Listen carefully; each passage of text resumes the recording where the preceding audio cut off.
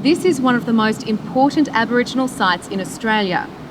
Along this wild stretch of Victorian coast where the Hopkins River meets the Southern Ocean, there's evidence suggesting people have been visiting this place as far back as 80,000 years.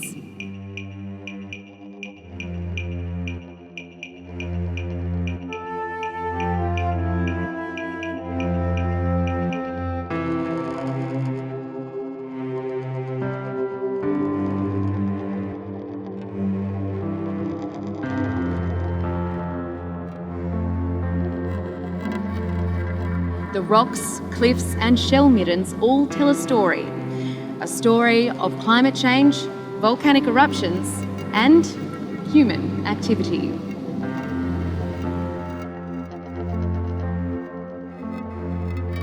Geochemist and retired academic John Sherwood is among the scientists investigating the archaeological significance of the site.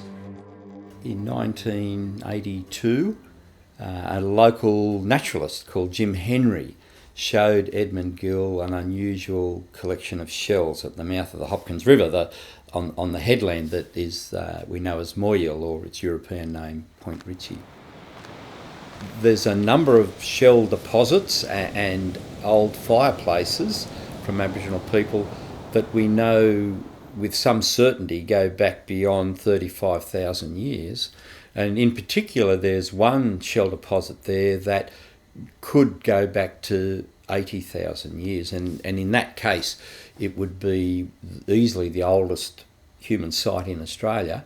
And it would have significant implications for, I guess, the migration of people across the planet.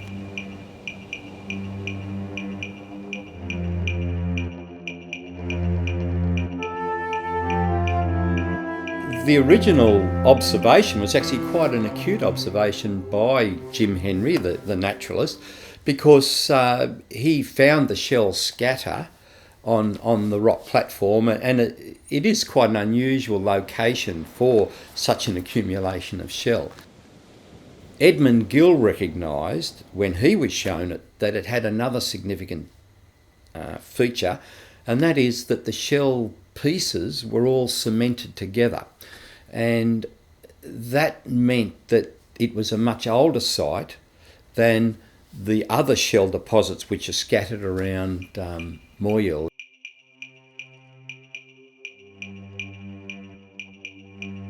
One of the key shell scatters is situated on a column of rock detached from the headland known as the West Stack.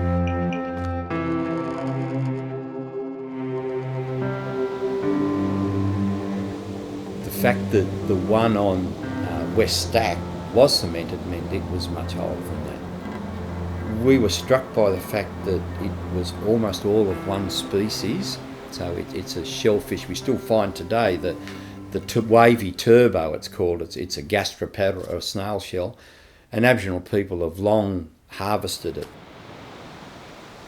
And the shells were basically all sharp-edged, broken fragments. Almost all of them are broken up. And if it was a natural shell bed, the pieces should have been water-rounded. because you imagine, we're on a high energy coast, waves are constantly tumbling and turning stones and turning shells, so that they should be rounded and smoothed pieces, but these were very sharp edged and broken. And they were in the company of stones, and some of the stones look like they've been heated. They've got a characteristic blacking and red discoloration in parts of the stone, which are what you find when you heat stones in a fire.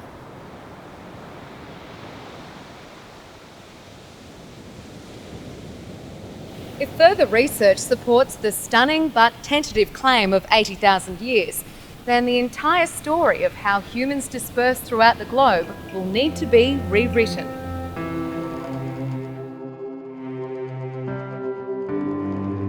Modern humans evolved in Africa, and it's thought that something like 120,000 years ago or 80,000 years ago, they began to migrate out of Africa and travel across Asia.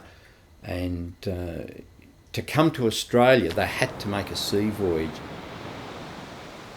There's never been a time when sea level was so low that you could have walked into Southeast Asia. There was always a sea gap that had to be crossed by a boat of some type. And so the arrival of people in Australia marked the first known sea crossing by human people. We can be sure of that. Who were the people living in this part of Australia before white settlement? They were Gunditj Mara, and they're still here. Gunditj Mara woman Keisha Day says Moyjil provides all Australians with a great opportunity to learn about Indigenous heritage. It's like a time capsule, like a natural time capsule, which just gives us a peek into the life of Gunditj Mara thousands of years ago. The Aboriginal cultural heritage preserved at Moyjil resulted in the Victorian government placing it on the Victorian Aboriginal Cultural Heritage Register.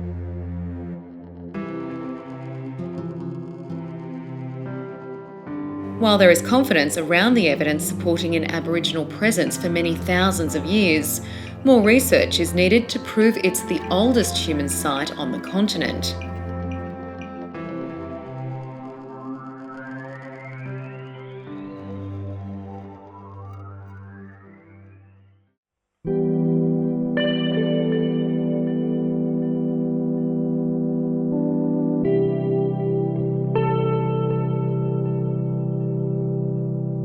The site has fascinated scientists, including Monash University's Ian McNiven, for the story it tells of environmental change over 200,000 years and for the preservation of Indigenous heritage. Certainly what you have at Point Ritchie tells a story that goes back, well, certainly 200,000 years, but particularly in the last 100,000 years. There's all sorts of preserved fossil deposits there that let us know about the sea coming and going and rising and falling, etc. But then, of course, integrated with that is the Aboriginal history, which we know for sure goes back at least 6,000 years, and you can see that hard evidence in terms of the shells from the campsites, etc., and charcoal from fires, etc., eroding out of the dunes, and they've been firmly radiocarbon dated to the last 6,000 years.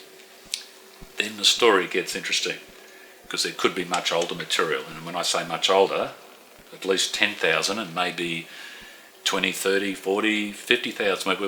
We're not too sure yet. So, but when you start getting back to that time period, the bar is set very, very high, and we have to make sure that we've got our evidence absolutely 100%.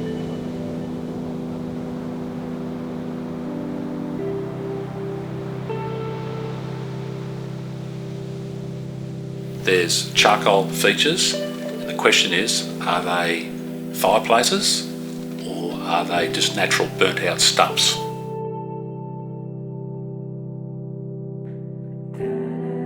In terms of the shells are fascinating. They certainly, when you have an initial look at them, they do appear to be similar to what we know Aboriginal shell middens look like. There certainly is a narrow range of shells that were taken from the adjacent reef flats the turbo shells, the Warrnambool shells. A lot of them are smashed, which you also get in many midden deposits, because Aboriginal people would smash them open in a very particular way to extract the meat. The trouble is, we also know that there's a number of natural processes that can create the same sort of deposit.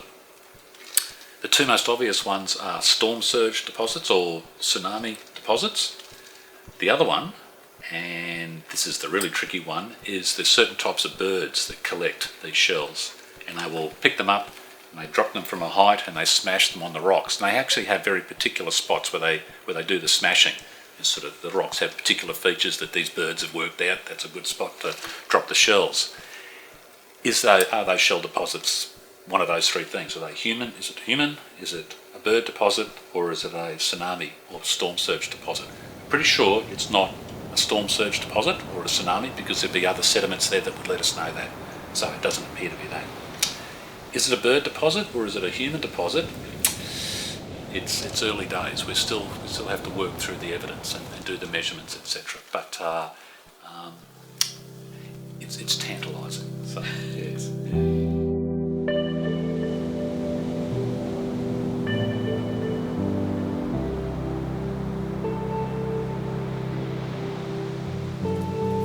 Renowned Australian geologist Professor Jim Bowler has been developing a geological timeline for Moyjil. It's not the first time his work has intersected with the discipline of archaeology. In New South Wales in the 1970s, he discovered Mungo Man, skeletal remains that, at 40,000 years, are the oldest human remains found so far in Australia.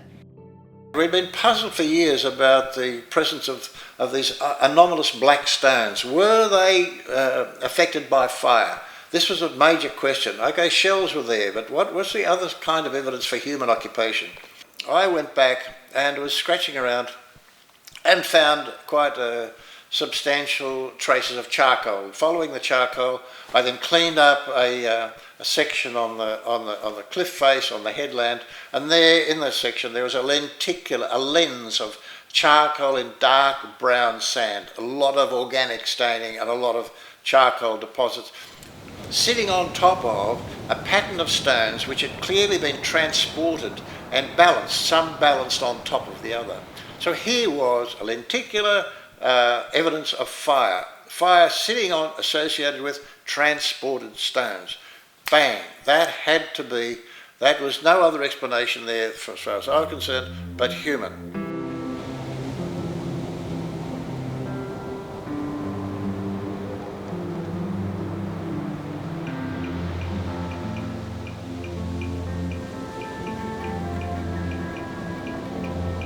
Along with geological layering, scientists are also using a range of dating techniques, including radiocarbon dating, amino acid racemization, and OSL, or optically stimulated luminescence. The technique most people know is radiocarbon dating, and that's been long used to date organic materials, so charcoal, eggshell, marine shells, bone, they can all be dated with radiocarbon. And the early results we got for radiocarbon dating of this deposit were all greater than the limit of the method. So the method can only go back to about 40,000 years. And we were getting ages of about 40,000 years, which was telling us that in fact it could be an older deposit, but the method just couldn't tell us any more than it was older than 40,000.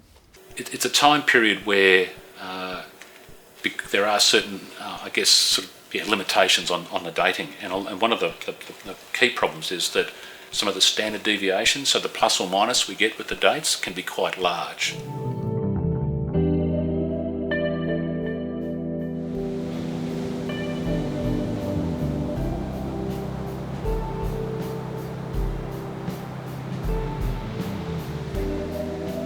We've since been using other techniques and those results suggest a minimum age of 60 and a possible age of 80, but we're still determining that the age from that technique. There's still research going on to fine-tune the OSL age to get a better date.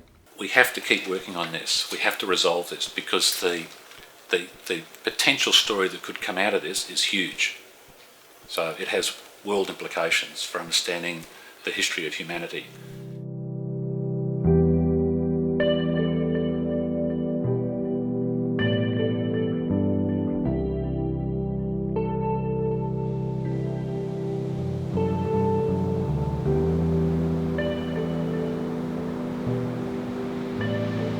Peak Wurrung clan elder Robert Lowe Sr. says Point Ritchie has a heart and soul. It was a place to meet and a place where his ancestors could find food along with timber for implements. It was a very significant area right back to the caves just up past the boat sheds, all that area. Because our old people used to run that area and they were probably better known back in those days with Tungunditj. The region has long been rich pickings for Indigenous people, offering a variety of food sources. So the reefs were a very significant part of the culture and the food source sites for the old people. And it's not only the seafood or the freshwater eels coming out a certain time of the year. The plant life that's available there is food, water, and also medicine. So it's a great, say, supermarket that our old people knew and used to their advantage. There's quite abundance of food in the dunes themselves without, going into the sea. You've got plant life there that tastes like walnuts. You've got plant life there that tastes like, say, sweet lollipops. And, if you've got a sweet tooth and all that, it's abundance of all that through there.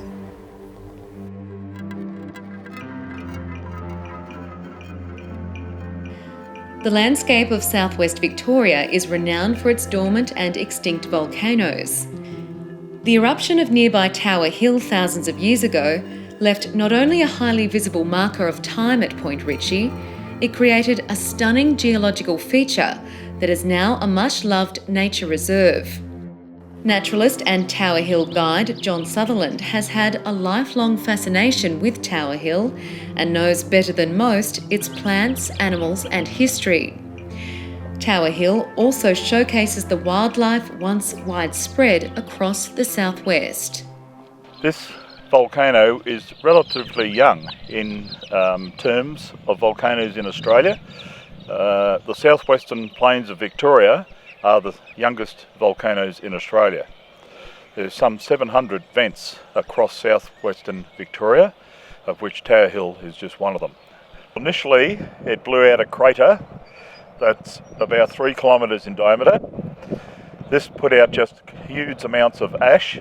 The explosion that created the main crater of Tower Hill was probably the equivalent of many atomic bombs. And there's an ash blanket that even over here in Moyjil is half a metre thick.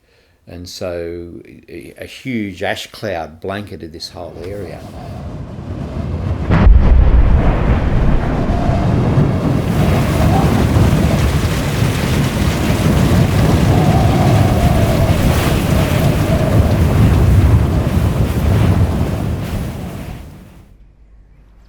So on the very top, we've got the most modern soils. These are what would be described as Holocene soils. So these only date to 5,000 or 6,000 years perhaps. Below that, this grey band is a layer of ash from the Tower Hill volcano. And we know that volcano erupted about 35,000 years ago. And this ash makes a wonderful time marker for us throughout the headland. And wherever we find material above the ash, we know it's younger than 35,000, and material below the ash must be older than 35,000. We know there are Aboriginal fireplaces, clusters of 2 or 3 of them, and a linear arrangement of stones, which doesn't appear that it could have been accidental. And they are cemented firmly in place and would have been covered by ash from the Tower Hill volcano. But this story, which is critical to the age of the shell, depends very largely on the time between the deposition of Tower Hill tuff at 35,000 years The development of this thick calcrete soil, which takes certainly more than 20 to 30,000 years for this sort of development to take place. So if this is 35, we have to add at least another 35,000 years. That takes us back to about 70,000 years for the age of the sands with the shell. So it's this context which helps us determine the approximate age of the shell-bearing sands.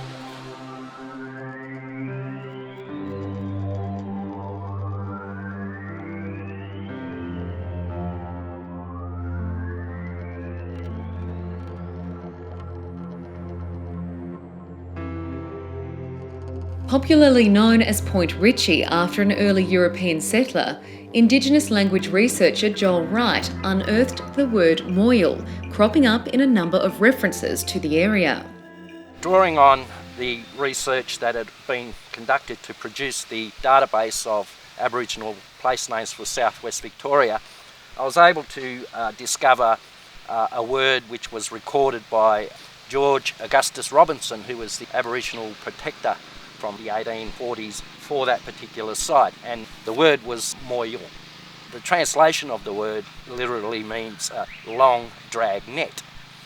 So if you go to the site at Point Ritchie and you see the channel of the Hopkins River flowing out into the ocean, particularly during the summer seasons, it's probably 2 to 3 metres across, maybe a metre or so deep. And during this seasonal time is the precise period when eels and fish migrate up the river to spawn. It provided an ideal opportunity for the local communities and tribes of the region to string their drag net across that river and catch eel and fish in mass very quickly. Moyjil is one of many Aboriginal sites in southwest Victoria. Historical evidence of eel farming and stone houses points to a settled occupation of the land.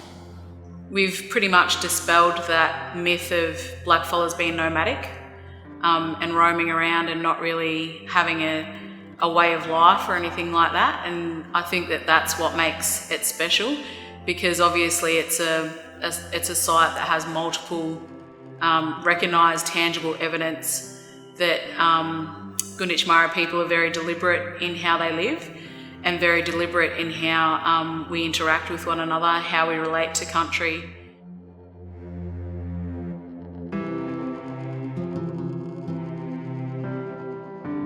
It's also simply a beautiful place. It's easy for people to get enjoyment from the site. Like Gunditjmara people have been enjoying that site for tens of thousands of years. I'm hoping that what they feel for the site, they can recognise that that's what Gunditjmara people feel for the site, and that's the reason why we want to protect the site. The obvious thing is that it's beautiful views of the coastline. If I had the chance or the choice to eat somewhere where there's a good view and somewhere that's looking at a brick wall, I'd choose the good view.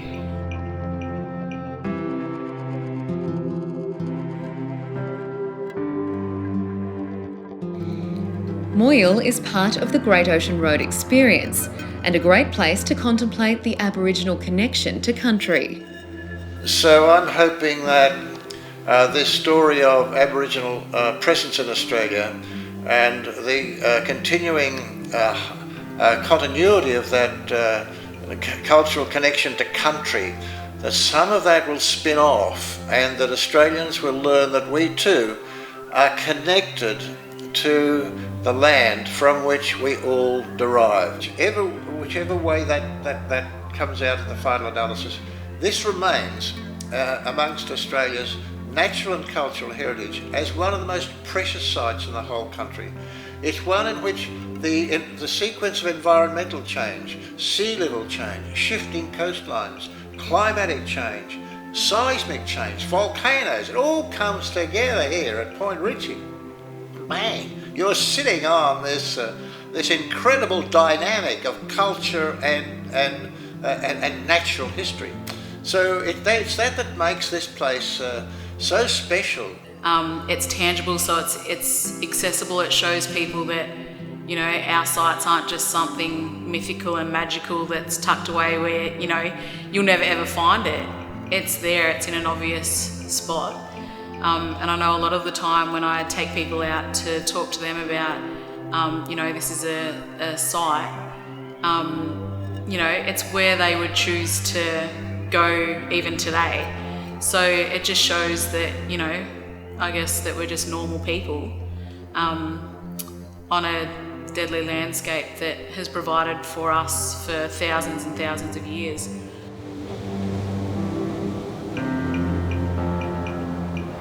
In the meantime, research to unlock some of the secrets of Moyjil continues. This is such a significant site potentially that the bar's been set very high for establishing it's clearly human. All that said, there is clearly sites there that go back beyond 40,000 years. And if we can continue to tell their stories in a spiritual way to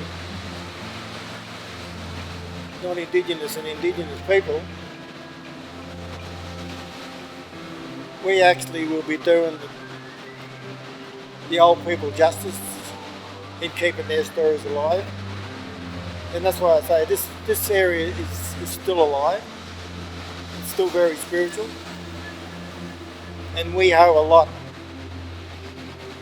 to our ancestors who roamed in this area once again over 67 years ago.